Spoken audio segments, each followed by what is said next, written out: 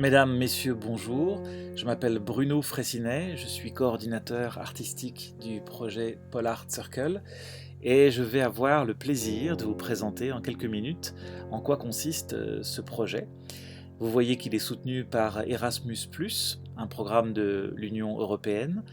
Erasmus+, qui soutient le projet par le biais des partenariats stratégiques qui permettent à des associations, à des ONG, à des compagnies artistiques aussi, et aussi à des universités ou des écoles de travailler ensemble pour élaborer des projets pédagogiques. Si on fait un rapide coup d'œil sur le projet, vous voyez que c'est un projet qui est mené par 9 partenaires européens dans 9 pays différents et qui se déroule sur 3 saisons de fin 2016 à fin 2019. Le projet va donner des outils au public européen pour questionner des enjeux politiques par la création artistique. Et concrètement, ça va aboutir à la création, au tournage de 18 MOOC, donc des vidéos pédagogiques, mais également à la circulation de stagiaires en Europe, de mobilité, comme le dit le programme Erasmus+, entre partenaires, entre membres des compagnies, des structures partenaires du projet. Et puis également l'élaboration d'une plateforme web qui va permettre de diffuser les MOOC et qui va aussi mettre en relation à la fois les partenaires du projet, mais aussi les participants et les utilisateurs finaux des MOOC. Et enfin, une série d'événements qui vont permettre de faire connaître le projet et à toutes sortes d'utilisateurs potentiels d'en savoir un petit peu plus sur les différents MOOC qui ont été publiés dans Pole Art Circle. Vous voyez un partenariat européen avec notamment l'université de Zagreb, la Public Open University de Zagreb, en Croatie, également la compagnie de théâtre Excorum, Evora au Portugal. Ensuite, le théâtre Theater Masquinen, la machine de théâtre en Suède. Également Odyssée Ensemble, qui est une compagnie qui se situe à Athènes, en Grèce. L'Académie de théâtre et de musique de Lituanie, là c'est en quelque sorte le conservatoire de musique et de théâtre de Lituanie, l'école nationale. Ensuite le Volcano Theatre du Pays de Galles, donc au Royaume-Uni. Le Volcano Theatre, c'est à la fois un lieu de théâtre et c'est aussi une compagnie qui tourne dans le monde entier. Et également Cittadinanzativa en Italie, c'est une ONG qui a pour vocation notamment de travailler dans le domaine de la santé et de la citoyenneté active. Et ils font partie justement à ce titre d'un réseau européen Active Citizenship qui s'intéresse également à ce projet Pole Art Circle. Également Ortsai Teatro qui est au Pays Basque, dans l'Espagne donc, et qui est à la fois un lieu de théâtre et une école. Et enfin la Transplanisphère à Paris, qui est basée actuellement à la Cité des Sciences et de l'Industrie. Quelques mots-clés à savoir sur le projet concernant les participants. Dans les projets Erasmus, on considère les apprenants d'une part, avec notamment des stagiaires qui sont des personnes qui circulent dans les différents lieux partenaires du projet pour des sessions d'apprentissage. Également des utilisateurs qui eux sont plutôt en quelque sorte les usagers des MOOC, des vidéos qui vont être réalisées au cours du projet Pole Art Circle. Il y a également des artistes qui sont associés au projet, puisque vous avez bien compris qu'il s'agissait d'un projet artistique, des pédagogues donc qui parfois sont aussi artistes et parfois sont simplement pédagogues et intervenants dans l'université ou dans des domaines aussi d'université populaire, et également des techniciens qui vont travailler notamment sur la conception des vidéos, sur leur production et puis sur les aspects internet et web, et des formateurs qui peuvent également utiliser ces projets, ces œuvres générées par Pole Art Circle dans leur propre programme de formation. Et enfin, également des experts qui sont amenés à intervenir, notamment dans les films, pour apporter un éclairage sur les différentes expériences menées par les artistes. Et enfin, bien sûr, des coordinateurs que je n'oublie pas, qui eux ont pour charge de permettre à ce projet de fonctionner entre les différents partenaires et également en assurer la dissémination. Donc les partenaires, vous avez compris que c'était les entités qui opéraient le projet, 9, et également des partenaires associés, souvent nationaux ou parfois européens, qui relayent le projet ou qui permettent de réaliser des premiers tests sur les MOOC qui vont être publiés durant le projet. Le public cible du projet, bien sûr, c'est le grand public. On rêve toujours d'atteindre le plus grand public possible, mais pour être un peu plus précis, c'est un projet partenariat stratégique adulte, donc on s'adresse bien sûr aux jeunes de plus de 18 ans, notamment, par exemple les étudiants, les jeunes adultes, et parmi les jeunes adultes, les jeunes professionnels et les artistes émergents. Et on s'adresse également aux amateurs, donc là c'est totalement intergénérationnel. On s'adresse aussi aux professionnels qui s'intéressent à l'utilisation de nos produits, de nos œuvres vidéo, notamment pour soit les utiliser dans leur travail de création, soit les utiliser dans leur travail pédagogique. Et enfin, on s'adresse aussi à ce qu'on appelle les publics, le public avec moins d'opportunités. Alors là, c'est une catégorie qui est très importante dans le programme Erasmus, qui vise à donner accès à la culture et à des programmes d'éducation à des personnes qui normalement n'y ont pas facilement accès. Et là, c'est rendu possible par notamment certains de nos partenaires qui travaillent précisément avec ce type de public, avec moins d'opportunités. Si on regarde les valeurs, les mots-clés Erasmus+, du projet, nous avons la notion d'empowerment. Vous savez, c'est une sorte de fusion entre l'autonomisation, la favorisation de l'initiative. Et également, on travaille donc sur l'émancipation, notamment l'émancipation personnelle. L'empowerment peut être aussi considéré sous l'angle du groupe, là où on va parler plus d'émancipation personnelle. Et on insiste également sur la citoyenneté active, car le type de projet qu'on développe et les vidéos et les outils pédagogiques qui vont être proposés dans le projet permettent aux citoyens de s'impliquer davantage, notamment par la création artistique, dans le débat public sur les sociétés européennes, enfin nationales et européennes dans leur ensemble. Et puis il y a bien sûr une notion de créativité qui est très présente dans le programme Erasmus et qui est aussi très présente dans le travail de création artistique.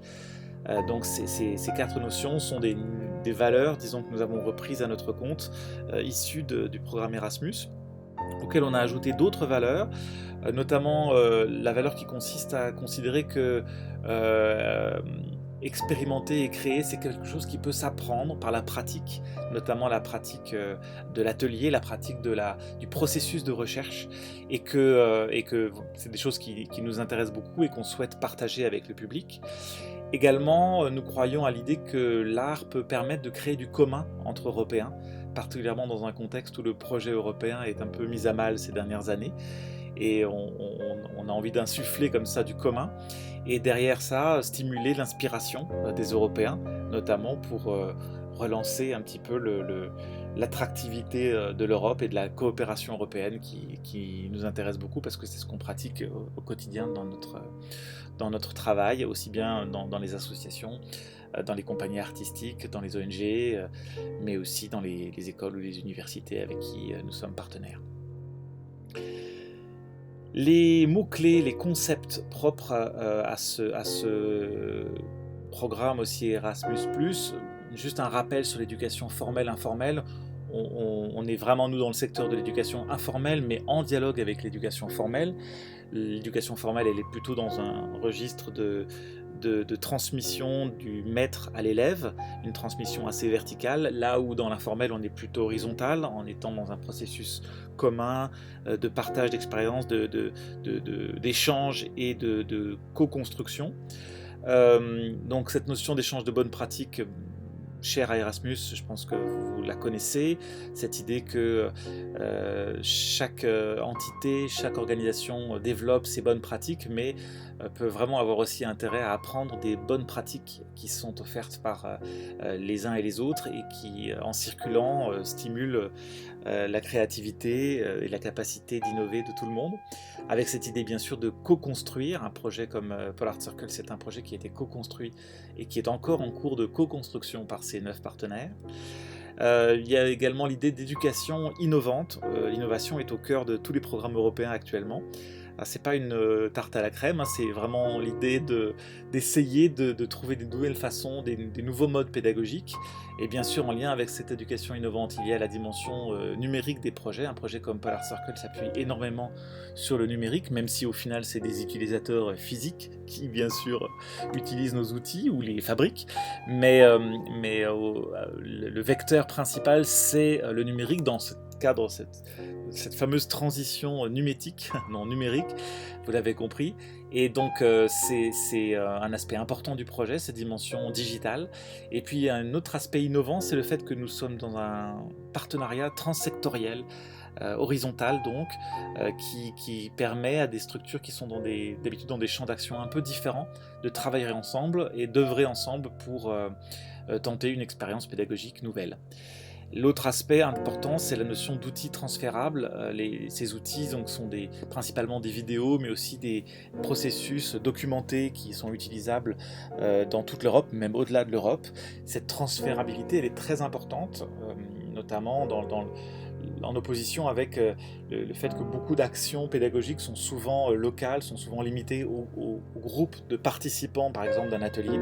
Et là, on travaille vraiment sur le fait de vouloir transformer les outils que nous avons chacun conçus et développés pour en faire des outils qui soient accessibles à tous grâce à Internet.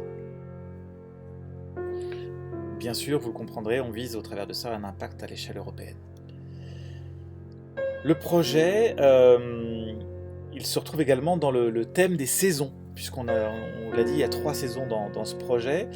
Et on a choisi avec les 9 partenaires de consacrer une première saison plutôt à la création associant art et politique sous l'angle de l'écriture.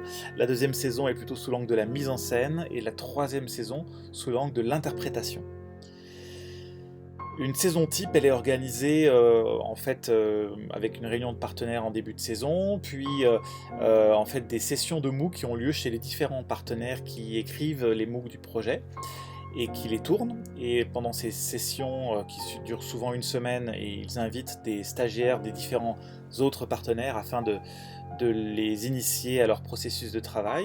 Après cette mobilité, ces MOOC, ces sessions de MOOC, il y a un temps de post-production, un temps de test des MOOC qui ont été tournés et qui sont présentables pour des public tests, et puis la publication de ces MOOC sur Internet pour notamment les rendre accessibles bien sûr au plus grand nombre et en faire la promotion au travers d'événements qui vont fédérer d'autres artistes ou des pédagogues, des enseignants, des formateurs qui vont découvrir ces outils et qui vont pouvoir les mettre en œuvre. Bien sûr, tout au long de l'année, il y a le suivi de la plateforme web et la promotion des outils qui sont publiés. Et puis, tout au long de l'année également, il y a tout ce partenariat. Ces 9 partenaires sont dans un travail commun de coordination. Autre élément, les MOOC, donc, ils sont au nombre de 18.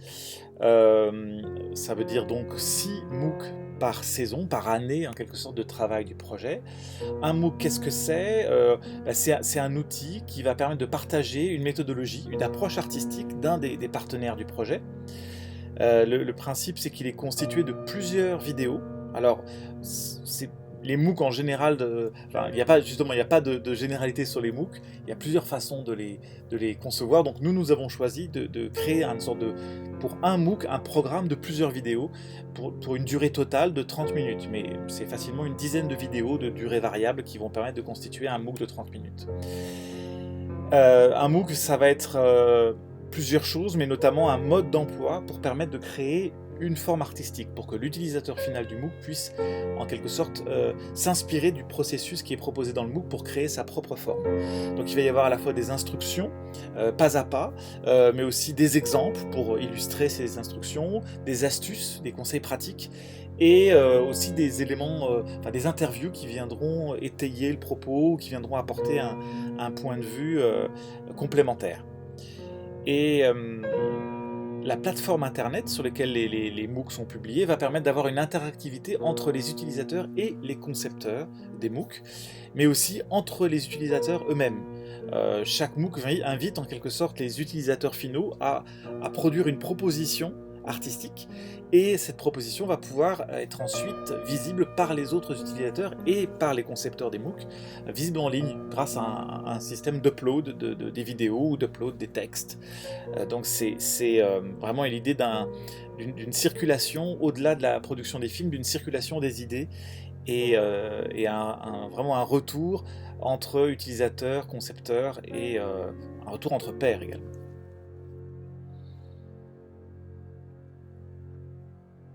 La plateforme web du projet. Alors cette plateforme web, elle va permettre en fait d'élaborer différents supports.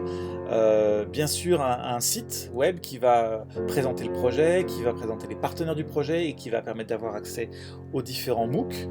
Il va aussi offrir des liens vers d'autres outils du projet et notamment les réseaux sociaux avec une page Facebook, avec des informations sur cette page, des publications partenaires, etc. Un groupe Facebook qui est lui plus orienté vers les utilisateurs et le dialogue entre auteurs et utilisateurs, et puis une page Instagram pour rendre compte via des photos notamment à la fois du tournage des MOOC et des retours des utilisateurs qui pourront envoyer les photos de leurs travaux, et différents liens qui permettront encore une fois de relier les différents partenaires du projet et les utilisateurs.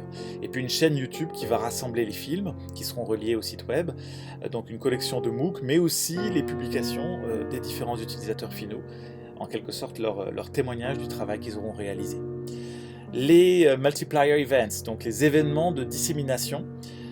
Chaque année, des événements seront organisés pour permettre de faire connaître le projet Polar Circle. Par exemple, des événements indépendants organisés par les partenaires du projet, ou bien des événements, un événement relié à un autre événement plus large. Par exemple un festival ou un congrès ou un séminaire qui rassemble toutes sortes d'acteurs du secteur, dans lequel il y aurait un événement dédié à Polar Circle, et dans ce cas-là ça permettrait d'avoir accès à un public spécifique lié à l'événement plus large. Et qu'est-ce qui va se passer dans ces événements? Il y aura une présentation de Polar Circle, il y aura un focus sur un MOOC en particulier ou sur plusieurs MOOC en particulier. Il y aura également la présentation de la plateforme web pour permettre aux participants de l'événement de se rendre compte de la façon dont ils peuvent utiliser les outils. Et puis il y aura des témoignages d'utilisateurs de ces outils et éventuellement des conférences Skype des auteurs. Si c'est des auteurs européens qui n'ont pas pu venir à l'événement, ils pourront témoigner à distance de leur travail.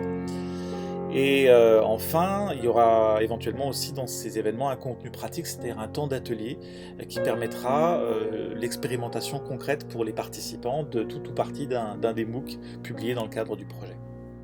Voilà pour ce premier tour d'horizon.